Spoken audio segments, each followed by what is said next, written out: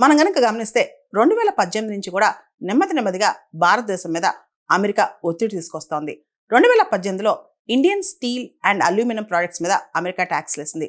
అదేవిధంగా 2019లో ఇండియా ఇంకా పేద దేశం కాదని చెప్పి ఏదైతే GSP generalise system of preferences ఉన్నాయో, ఏదైతే మనకి ట్రేడ్ కన్సెషన్స్ ఉన్నాయో, డ్యూటీ ఫ్రీ యాక్సెస్ ఉందో అదంతా కూడా అమెరికా ఆపేసింది. అప్పటి వరకు కూడా ఇండియన్ ఎక్స్పోర్ట్స్ కి కొన్ని కన్సెషన్స్ సపోర్ట్ ఉండేదన్నమాట. GSP generalise systems of preference అని చెప్పి దాన్ని కూడా అమెరికా ఆపేసింది అనమాట.